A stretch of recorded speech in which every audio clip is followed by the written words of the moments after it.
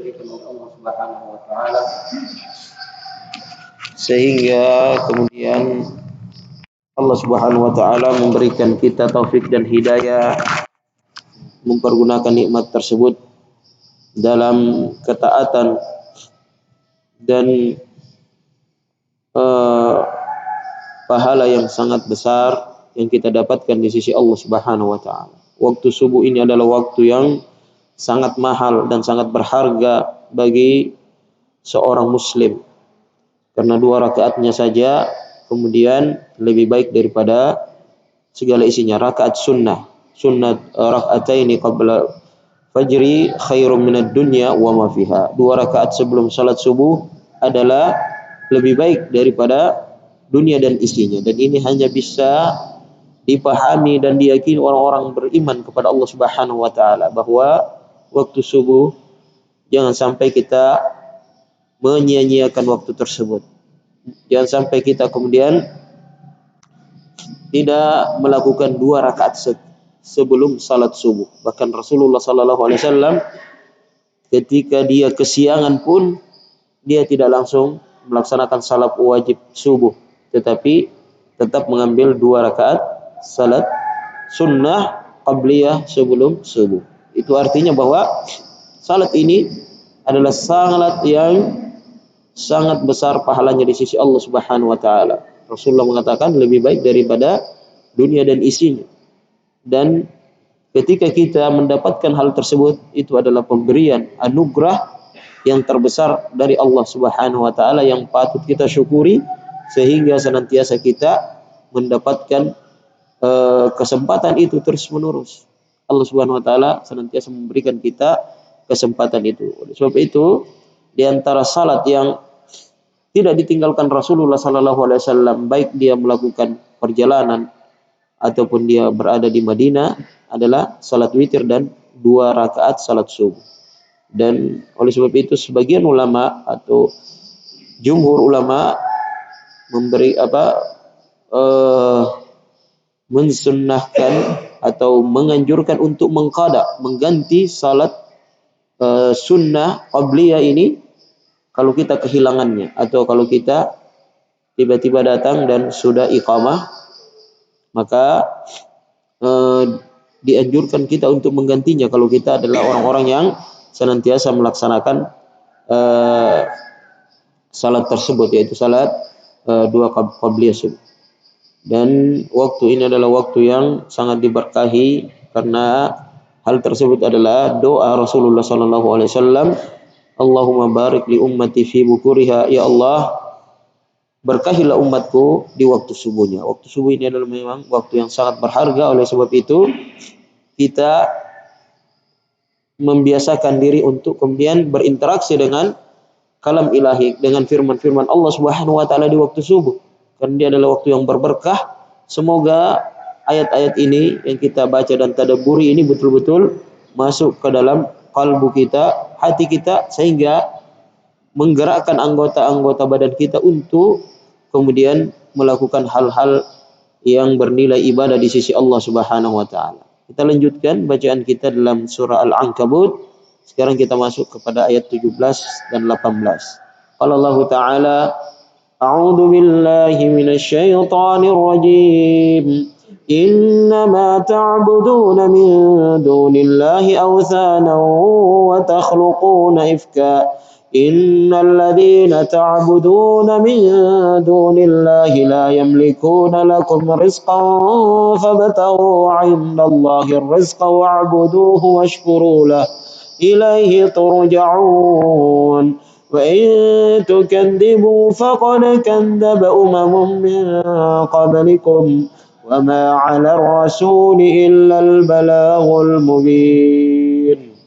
Innama ta'buduna min dunillahi awthana wa takhluquna ifka. Ini adalah pesan atau dialog Ibrahim alaihissalam dengan kaumnya. Dia menjelaskan tentang berhala-berhala yang mereka sembah, bagaimana hakikatnya. Innama ta'buduna min dunillahi awthana.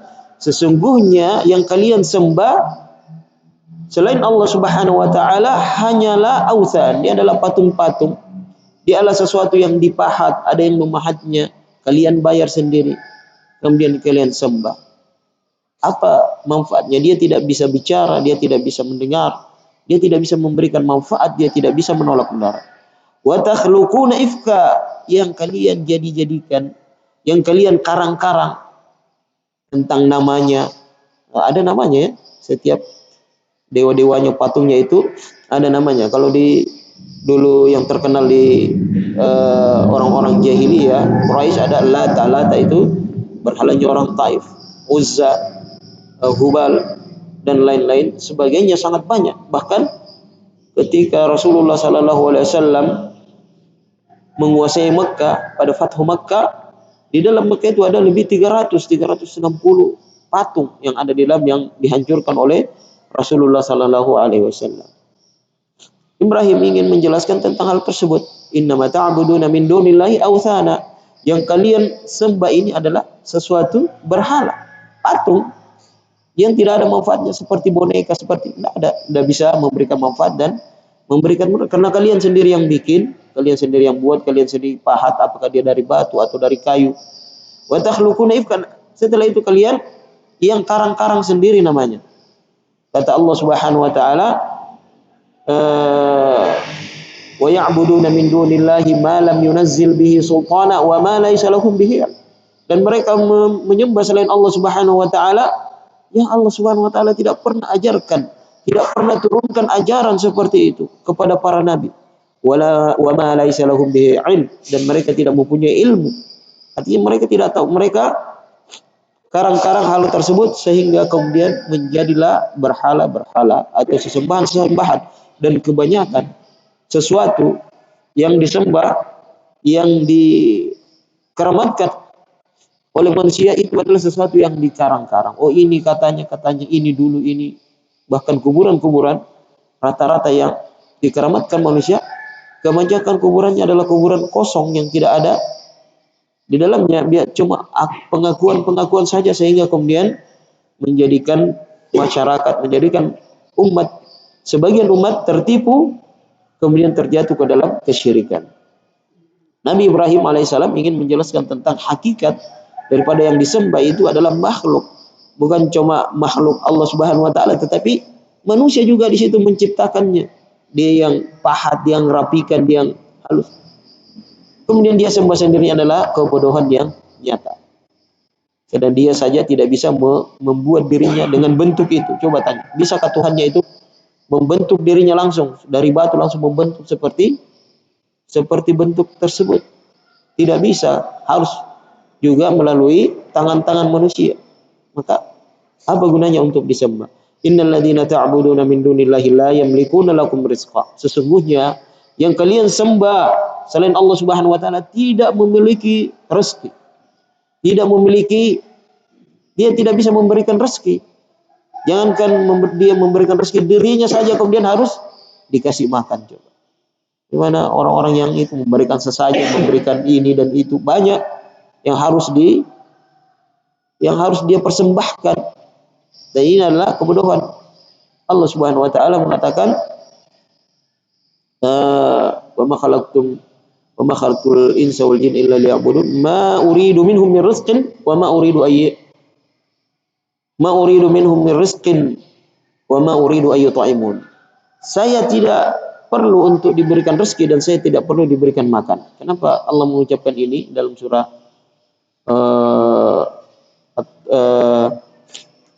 Ad-Dariyat?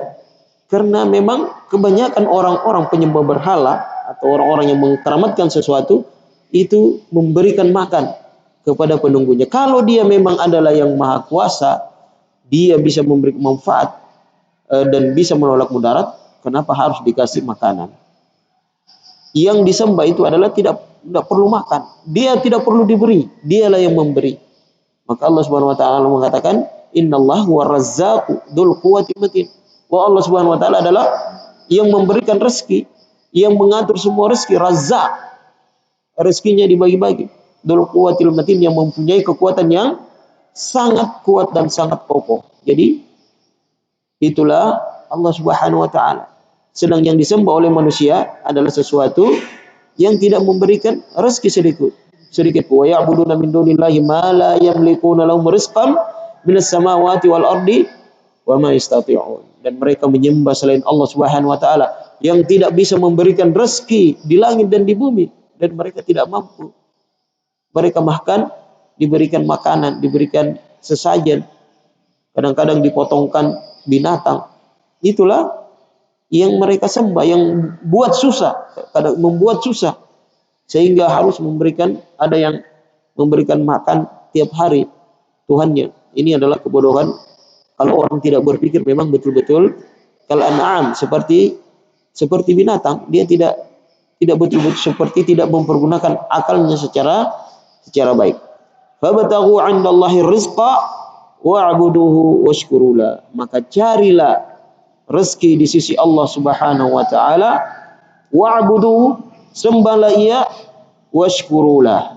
Maka mencari rezeki di sisi Allah Subhanahu wa taala agar kita dimudahkan, agar rezeki diberkahi, fa'buduhu. Sembahlah Allah Subhanahu wa taala. Salat yang paling utama. Jangan sampai Allah Subhanahu wa taala sudah memanggil kita melalui muadzin, tetapi kita meninggalkan panggilan tersebut, mengabaikan panggilan tersebut dengan alasan mencari rezeki. Padahal salat itu adalah cara mencari rezeki. Fabtaghu 'indallahi rizq. Carilah rezeki di sisi Allah Subhanahu wa taala, rezeki yang berberkah, rezeki yang merupakan rezeki yang terbaik dari Allah Subhanahu wa taala. Wa'buduhu, sembahlah Allah Subhanahu wa taala pertama. Sembah Allah Subhanahu wa taala karena dialah yang memberikan rezeki. Banyak orang yang tertipu, dia sangka usahanya, dia sangka pekerjaannya yang memberikan ia rezeki. Padahal Allah Subhanahu wa taala yang memudahkan rezeki kepadanya, yang memudahkan dan memberkahi, dan rezeki itu terasa lama, terasa cukup di kita, itu adalah Allah Subhanahu wa taala. Maka mencari rezeki di sisi Allah Subhanahu wa taala, jangan sampai mengabaikan kewajiban. Secara logika, manusia jika ingin meminta sesuatu kepada seseorang di atas permukaan dunia ini, baik dia muslim ataupun kafir, maka dia mendekati orang tersebut.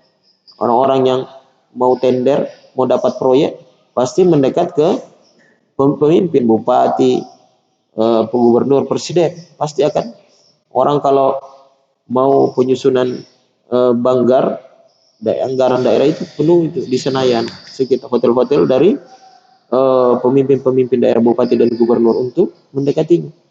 Orang ini secara logika saja seperti itu.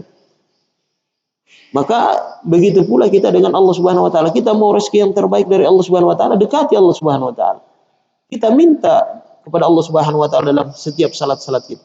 Jangan menjauhi, justru menjauhi Allah Subhanahu wa taala, maka kita akan mendapatkan rezeki yang tidak bermanfaat, rezeki yang tidak terasa, cepat habis dan tidak ada manfaatnya dan tidak mendekatkan kita kepada Allah Subhanahu wa taala. Setelah kita kemudian beribadah kepada Allah Subhanahu wa taala, mendapatkan rezeki, washkuru lahu, bersyukurlah kepada Allah Subhanahu wa taala. Itu adalah ibadah yang lain. Ibadah ketika kita mendapatkan rezeki dari Allah Subhanahu wa taala. Washkuruli wala takfurun. Syukurlah kepadaku dan jangan kamu kufur. Jangan syukur kepada manusia, jangan syukur kepada sebab-sebab, tapi syukurlah kepada Allah Subhanahu wa taala. Alhamdulillah. Terima kasih ya Allah atas segala pemberian. Dan ini adalah amalan yang sangat sedikit manusia yang melakukannya. Dalam setiap yang kita dapatkan dari Allah Subhanahu wa taala itu sangat pantas untuk disyukuri, dan dengan syukur itu Allah Subhanahu wa taala senantiasa mempertahankan nikmat itu, bahkan Allah Subhanahu wa taala menambahkan nikmat yang diberikan kepada kita. La in syakartum la azidannakum. Jika engkau syukur, maka kami akan menambahkan nikmatnya kepada kami akan menambahkan nikmat itu, kata Allah Subhanahu wa taala. Maka kesyukuran juga ini diantara hikmahnya adalah membuat kita merasa qanaah, merasa selalu cukup dengan pemberian Allah Subhanahu wa taala, ridha dengan pemberian Allah Subhanahu wa taala, dan itu adalah pemberian, adalah satu rezeki juga yang sangat besar. Karena qanaah ini tidak gampang atau tidak semua orang bisa memilikinya. Bahkan kebanyakan asli manusia adalah tidak pernah merasa cukup dan selalu merasa kurang. Lau kana libni Adam, kata Rasulullah SAW, lau kana libni Adam wadiyan min dhahab la labtagha thalith wa la yamla'u fahu illa turab. Seandainya anak cucu Adam punya 2 lembah, semuanya hartanya di situ adalah emas, 2 lembah. 2 lembah itu adalah daratan antara 2 gunung. Pasti manusia akan mencari yang ketiga. Dan begitu, coba lihat, orang yang punya tambang itu pasti tidak puas 1, mau lagi 2, mau lagi 3, mau lagi 4, begitulah manusia sifat aslinya, kecuali orang yang bersyukur kepada Allah Subhanahu wa taala. Tidak masalah kita kemudian menambah usaha kita, tidak masalah, yang penting hal tersebut kita mengantarkan kita kepada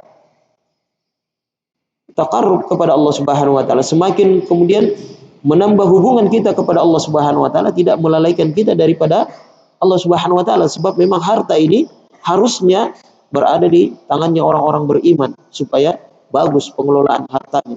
Karena kalau berada di tangan orang yang tidak beriman, maka dia yang terjadi adalah hanyalah kerusakan dan kerusakan. Sebagaimana yang kita lihat sekarang ini, kerusakan berapa hutan yang harus dibabat karena keserakahan manusia, berapa gunung yang harus hilang, harus digali, yang semuanya ini menimbulkan kerusakan di atas permukaan bumi ini karena memang keserakahannya manusia.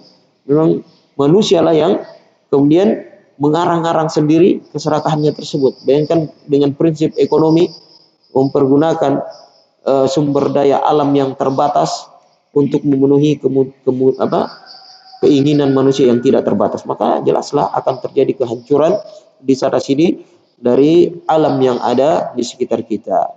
Washkurulah, mereka lah orang-orang yang tidak bersyukur, orang-orang yang tidak pandai bersyukur kepada Allah Subhanahu wa taala. Wala yamla'u fahu illa turab, padahal dia tidak akan makan semua itu hartanya. Jadi yang dia makan nanti tanah, kalau sudah meninggal dia akan makan tanah. Bahkan mereka mungkin tidak akan menikmati hartanya itu, karena dia sudah harus makan obat terus, karena terlalu banyak yang dipikirkan, terlalu banyak dirisaukan, sehingga menggerogoti dirinya sendiri, memberikannya penyakit-penyakit yang harus kemudian senantiasa setiap saat harus diobati dan lain-lain sebagainya. Sehingga mereka dia coba mengumpulkan harta itu, cuma ya dia lihat saja, dia nikmati, lihat, dia hitung, itu saja kenikmatannya. Tetapi dinikmati secara langsung, dipakai atau dikonsumsi dan lain-lain sebagainya, dia tidak sempat lagi sampai kemudian dia meninggalkan dunia ini dalam keadaan menyesal. Ilaihi turja'un, ingatlah bahwa kita akan kembali kepada Allah Subhanahu wa taala, mempertanggungjawabkan harta tersebut, dari mana kita mengambilnya dan kemana kita pergunakan. Dalam hal ini, bahwa segala sesuatu yang kita lakukan di atas permukaan dunia ini akan kita pertanggungjawabkan di hadapan Allah Subhanahu wa taala. Kita akan dipertemukan orang-orang musyrik, orang yang melakukan mempersyirikkan Allah Subhanahu wa taala dengan sesuatu, akan dipertemukan dengan yang dia sembah itu. Wa yauma yahsyuruhum jami'an tsumma naqulu lil ladzina asyraku makanakum wa syurakaakum. Kemudian ketika kami kumpulkan mereka semua, maka kami katakan kepada orang-orang yang mempersyirikkan Allah Subhanahu wa taala, di situ kamu, dan kemudian yang kamu sembah, yang kamu jadikan sebagai syarikat Allah Subhanahu wa taala. Mereka kemudian di situ akan berdebat. Nanti yang disembah ini akan mengatakan fazayyalna bainahum wa qala syurakaahum ma kunna iyana ya'budun. Maka berkatalah yang disembah, ya Allah, bukan kami yang dia sembah itu, bukan kami. Kami tidak pernah suruh dia sembah, dia saja yang kemudian yang melakukan hal tersebut. Maka hanya adalah penyesalan dari orang-orang yang melakukan kesyirikan, menganggap di sana ada sesuatu yang dia itu mempunyai hak sebagaimana hak Allah Subhanahu wa taala, maka itu akan menjadi penyesalan dan akan menjadi kecelakaan di hadapan Allah Subhanahu wa taala. Subhanakallahumma bihamdik nasyhadu an la ilaha illa anta nastaghfiruka wa natubu ilaik. Wassalamu alaikum warahmatullahi wabarakatuh.